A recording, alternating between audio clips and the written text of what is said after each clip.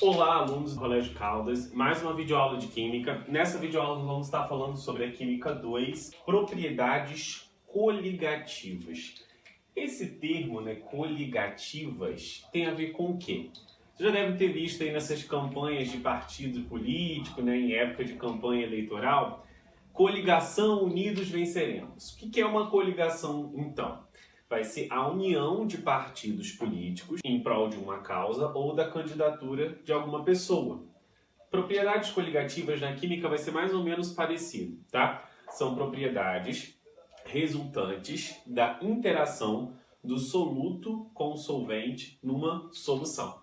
Essas propriedades elas vão alterar constantes físicas desse solvente, como temperatura de fusão, temperatura de ebulição, pressão de vapor e osmose.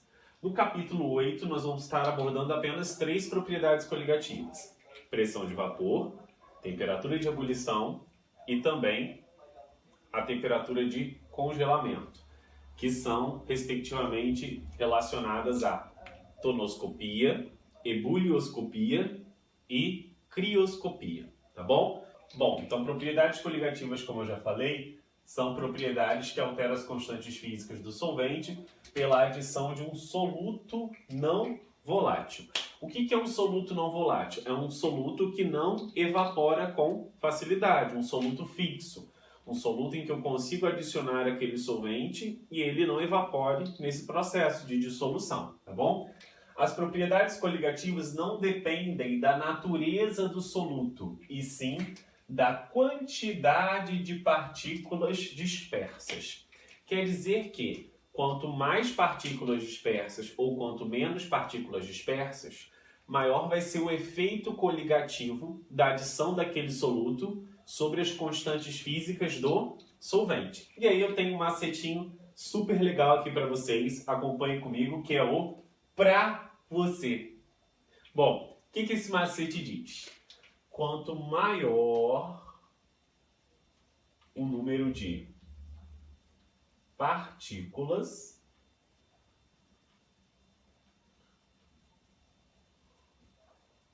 certo? Menor será a pressão de vapor, maior será a osmose, menor será a temperatura de congelamento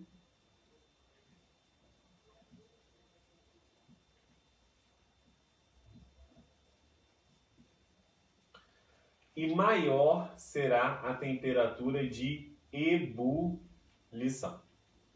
Com esse macetinho aqui, depois de eu explicar a parte teórica, vocês vão conseguir dominar direitinho aí o assunto de propriedades coligativas, tá bom? Primeiro, então, vou estar definindo aí o que é pressão de vapor, depois eu vou relacionar ela com a temperatura de ebulição e, por último, a gente vê aí a temperatura de congelamento, tá bom?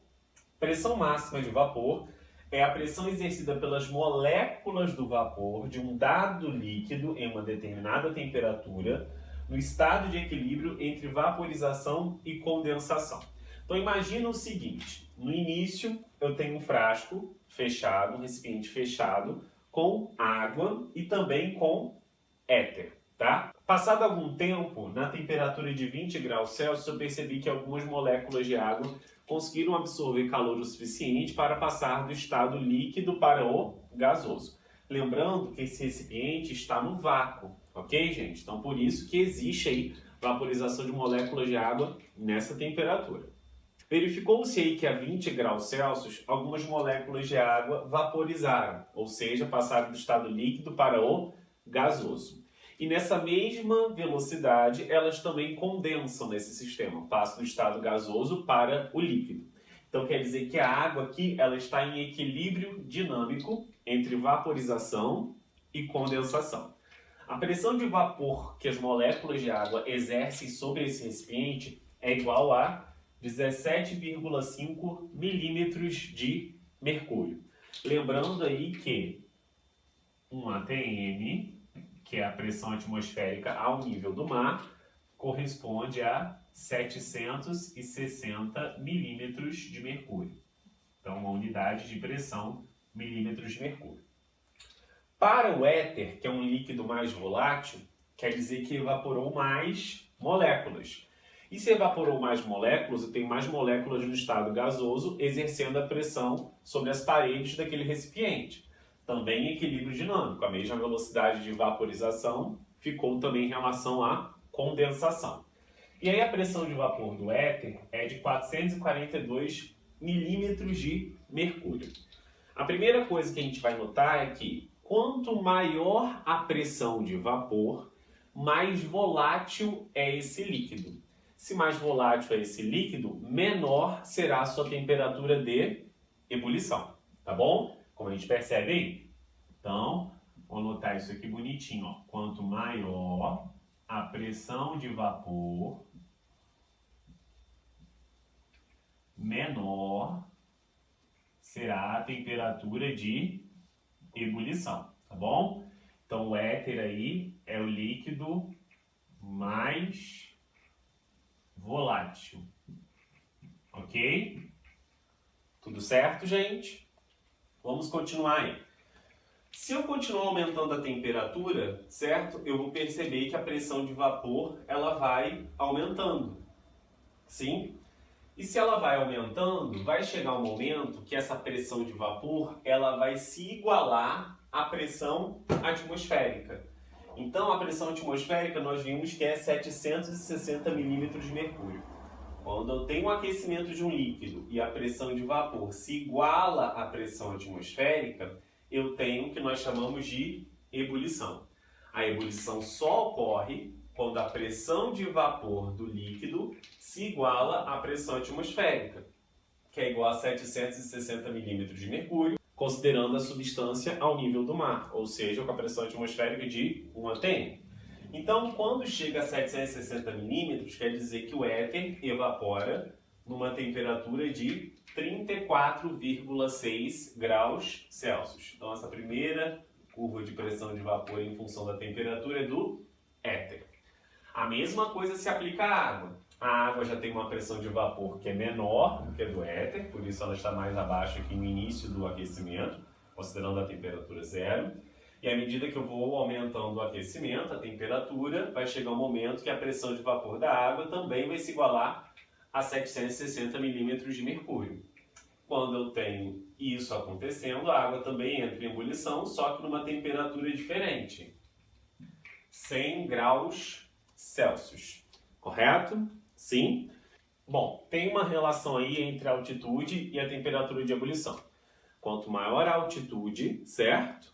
Menor será a temperatura de ebulição. Por que isso ocorre? Quando eu tenho maior altitude, eu tenho menor concentração de gases na atmosfera. O ar fica mais rarefeito. Se o ar fica mais rarefeito e eu tenho menor concentração de gases, eu tenho menor pressão atmosférica. Isso quer dizer que a pressão de vapor dos líquidos vai se igualar mais rapidamente à pressão atmosférica. Isso em altas altitudes.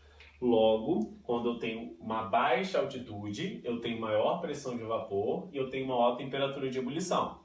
Se eu tenho uma alta altitude, eu tenho o contrário. Eu tenho menor pressão de vapor e, por consequência, menor temperatura de ebulição. Para vocês terem uma ideia, no Monte Everest, a água consegue entrar em ebulição a 70 graus Celsius, porque a altitude é elevada nessa região. Correto, gente? Sim. Uma coisa interessante também é como funcionam as panelas de pressão. As panelas de pressão, eu vou colocar um líquido e o alimento ali e vou estar fechando aquela panela, tem uma válvula de escape, né, para a pressão não se elevar muito. No início irá acontecer o aquecimento desse líquido. Uma parte das moléculas desse líquido, se for a água, imagine uma panela de feijão com água, passa do estado líquido para o gasoso. Essa água que passa para o estado gasoso, ela vai criar uma pressão interna na panela que vai aumentar, certo? A pressão da atmosfera dentro da panela. E aí, como a pressão interna aumenta, quer dizer que a pressão vai dificultar com que outras moléculas de água que ainda não passaram do estado líquido para o gasoso passem. Então imagine que no início está 1 atm. eu consigo fazer com que a pressão se eleve para 1,2 atm, 1,3, 1,4, dependendo da quantidade de líquido que eu coloco ali. E aí, se eu elevo a pressão interna, quer dizer que a água ela vai ter que ter mais temperatura de aquecimento para que ela consiga evaporar. As demais moléculas de água vão ter que ter mais aquecimento para evaporar, para que a pressão de vapor delas se iguale agora à pressão interna da panela. E aí eu consigo ter água até 120 graus Celsius no estado líquido. Isso faz com que, se eu tenho água mais tempo no estado líquido dentro da panela, eu consiga fazer com que a cocção do feijão ela demore menos, porque eu vou ter mais água líquida, muito mais quente do que a 100 graus Celsius, em contato com os grãos de feijão, que irão cozinhar. Então é bem interessante o funcionamento da panela de pressão e a relação dela com a pressão de vapor, correto? A adição de um soluto, ela vai diminuir a pressão de vapor, que é a tonoscopia, aumentar a temperatura de ebulição, que é a ebullioscopia, ou vai diminuir a temperatura de fusão, que é a mesma temperatura de solidificação ou congelamento, tá bom? Como é que isso cai em questões, professor? Cai da seguinte maneira. Eu peço para você relacionar o éter, o álcool e a solução de ureia com as pressões de vapor aí das curvas 1, 2 e 3. Essa curva aqui, ó, é a água, correto? Bom, éter, álcool e solução de ureia, qual deles possui menor temperatura de ebulição? Obviamente que seria o éter. Se ele tem a menor temperatura de ebulição, então ele vai ter a maior pressão de vapor. Então, quer dizer que a curva 1 seria éter. Depois eu tenho aqui a água e eu tenho um líquido que tem a pressão de vapor maior do que a da água. Então, seria o álcool. Por que aqui seria o álcool? Porque eu sei que o álcool evapora a 78 graus Celsius. Então, quer dizer que a pressão de vapor dele será maior. E depois eu tenho o 3, que é a solução aquosa de ureia. Opa, antes eu tinha um solvente puro, água. Agora eu tenho um soluto não volátil, que é a ureia, certo? Adicionado à água. Então, quer dizer que vai diminuir a pressão de vapor da água. E aí, a pressão de vapor de solução de ureia vai ser aquela que tem o quê? A menor pressão de vapor, porque a ureia abaixa a pressão de vapor do solvente água. Então aqui seria a minha solução de ureia, ok?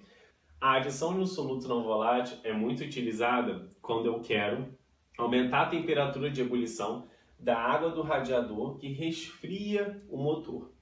Por quê? Em países muito quentes eu não quero que essa água evapore. Então, quando eu adiciono um soluto não volátil na água do radiador, eu consigo fazer com que essa água do radiador permaneça líquida e continue com uma capacidade calorífera alta de resfriamento do motor, sem evaporar a 100 graus Celsius. Ela evaporaria a 110, a 115, dependendo da quantidade de partículas adicionadas, dependendo da quantidade de etileno glicol que eu adiciono nessa água do radiador.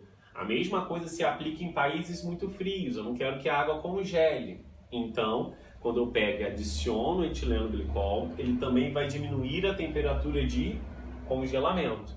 E a água não vai ficar sólida a 0 graus Celsius, ela vai ficar sólida a menos 3, menos 5, menos 8, dependendo também da quantidade de etileno glicol adicionado.